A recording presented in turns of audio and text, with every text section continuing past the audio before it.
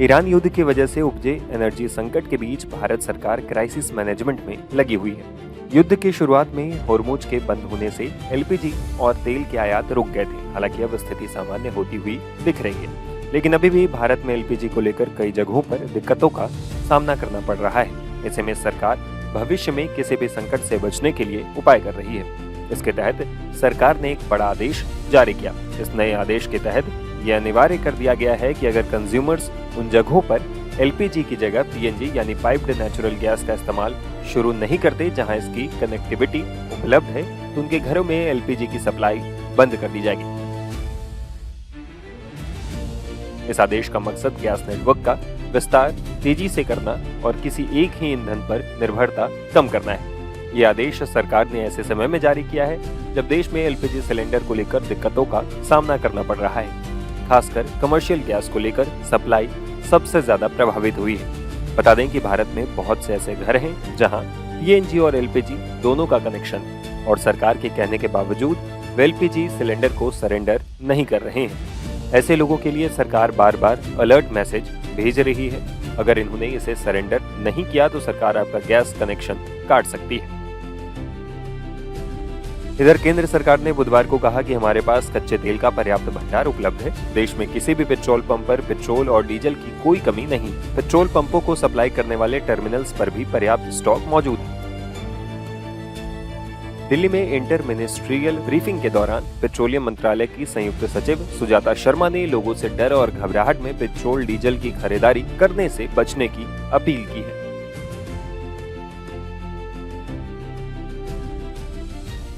हमारे पास कच्चे तेल की पर्याप्त इन्वेंट्री उपलब्ध है, अर्थात पर्याप्त मात्रा में उपलब्ध है। हमारी रिफाइनरीज भी ऑप्टिमम कैपेसिटी पर चल रही हैं। मैं देशवासियों को बताना चाहती हूँ कि हमारे पास लगभग सालाना 26 करोड़ टन कच्चे तेल को रिफाइन करने की कैपेसिटी उपलब्ध है। और ये मैं इसलिए बताना चाहती हूँ क्योंकि पिछले 2 दिनों से हमने देखा है कि कई सारे क्षेत्रों में रिटेल आउटलेट्स या पेट्रोल पंप के बाहर लाइन देखी गई है और पैनिक बाइंग भी ऑब्जर्व की गई है। मैं देशवासियों को विश्वास दिलाना चाहती हूँ कि हमारे पास पेट्रोल और डीजल पर्याप्त मात्रा में उपलब्ध है। कहीं पर भी किसी पेट्रोल पंप पर कोई कमी नहीं है। पेट्रोल पंप को सप्लाई करने वाले टर्मिनल्स पर भी पर्याप्त मात्रा में उपलब्ध है। इसलिए अफवाहों पर विश्वास न करें और पैनिक बाइंग से बचें। मैं ये भी बताना चाहती हूँ कि पेट्रोल और डीजल के प्राइस में कोई बढ़ोतरी नहीं की गई है। अतः मेरा आप सभी से आग्रह है, कृपया अफवाहों पर ध्यान न दें। इसी तरह घरेलू पीएनजी कनेक्शन भी भारत सरकार की प्रायोरिटी में सबसे ऊपर है और वहां पर 100% पीएनजी सप्लाई दी जा रही है। इसी तरह ट्रांसपोर्ट के लिए यूज होने वाली सीएनजी की मात्रा भी 100% कंज्यूमर को उपलब्ध कराई जा रही है। आप लोगों के माध्यम से मैंने पहले भी बताया है कि पीएनजी एक्सपेंशन पर भारत सरकार का जोर है और इसीलिए इसी क्रम में कई सारे स्टेप्स भी लिए गए हैं। बहुत सारी कंपनियों ने बहुत सारे इंसेंटिव्स जैसे फ्री गैस 500 रुपये तक की या सिक्योरिटी डिपॉजिट वेवर जैसी चीज़ें अनाउंस की हैं। राज्य सरकारों को भी लिखा गया है और उन्हें भी 10% कमर्शियल गैस एलपीजी एडिशनल देने की बात की गई है। इस क्रम में कई सारे राज्यों ने कई स्टेप्स भी लिए हैं। जैसे एक मैं आपको बताती हूँ, दिल्ली में ही एक आदेश जारी हुआ है जिसके अंतर्गत रोड रेस्टोरेशन चार्ज को ख़त्म कर दिया गया है और पाइपलाइन बिछाने के लिए 24/7 वर्क को भी अलाउ किया गया है। इसी तरह कई अन्य राज्यों में भी इसी तरह के बड़े स्टेप्स लिए गए हैं। पीएनजी कनेक्शन को बढ़ावा देने के लिए भारत सरकार ने कल एक और गजट नोटिफिकेशन जारी किया गया है। इसका मुख्य उद्देश्य सभी स्टेट्स में पीएनजी कनेक्शन से संबंधित एप्लीकेशन फीस, अप्रूवल टाइमलाइंस को स्ट्रीमलाइन करने का प्रयास है। इन सभी whatever steps have been taken till now have started showing us good results. पिछले लगभग 25 दिनों में 2.5 लाख नए कनेक्शन दिए गए हैं। इसके अलावा लगभग 2,20,000 ऐसे कंज्यूमर्स हैं जो एलपीजी से पीएनजी पर शिफ्ट हुए हैं।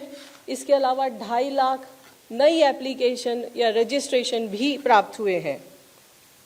एलपीजी के संबंध में यहाँ पर भी कोई डिस्ट्रीब्यूटरशिप पर कोई ड्राई आउट नहीं है। ऑनलाइन बुकिंग अच्छी है, लगभग 92%। पैनिक बुकिंग तो नहीं कहूँगी, लेकिन बुकिंग का लेवल ज़रूर ज़्यादा है, लेकिन डिलीवरी पूरी तरह सामान्य है।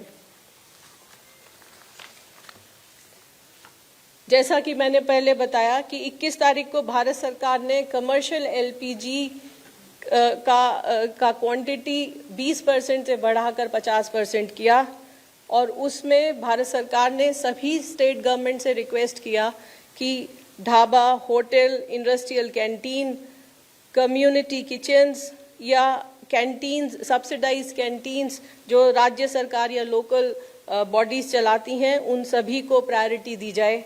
इसके अलावा जो माइग्रेंट लेबर हैं उनको भी 5 किलो के सिलेंडर देने में प्रायोरिटी की जाए।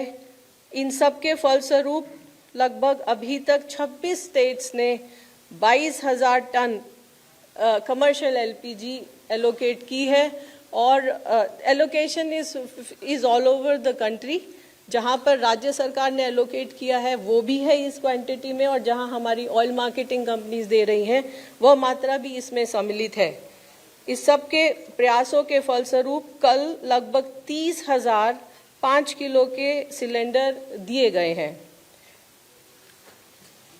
केरोसिन के संबंध में भी जैसा आपको पता है, भारत सरकार ने as an alternate fuel option additional allocation किया है सभी राज्य सरकारों को, और यहाँ पर भी लगभग 16 राज्य और यूनियन टेरिटरीज में एलोकेशन ऑर्डर्स जारी हुए हैं। आज के समय में भारत सरकार का भी और राज्य सरकारों का भी ये प्रयत्न है कि ब्लैक मार्केटिंग और होर्डिंग को रोका जाए, और इस सब में राज्य सरकारों की भूमिका बहुत अहम हो जाती है। इस संबंध में मैं आपको बताना चाहूँगी कि कल लगभग 2700 रेड की गई विभिन्न राज्यों में, और लगभग 2000 सिलेंडर भी सीज किए गए हैं। उत्तर प्रदेश, महाराष्ट्र, तेलंगाना, छत्तीसगढ़ में अच्छी रेड्स हुई हैं और काफ़ी मात्रा में सिलेंडर्स भी सीज हुए हैं। इसके अलावा ऑयल मार्केटिंग कंपनीज के ऑफिशियल्स के द्वारा भी सरप्राइज इंस्पेक्शन जारी हैं।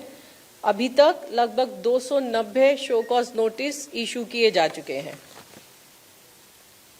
आखिर में आप सभी के माध्यम से मैं देशवासियों से दोबारा प्रार्थना करना चाहूँगी, अपील करना चाहूँगी कि अफवाहों पर विश्वास न करें। हमारे पास पर्याप्त मात्रा में ईंधन मौजूद है, और उन तक ईंधन पहुंचाने के लिए भारत सरकार हर स्तर पर प्रयत्नरत है। धन्यवाद।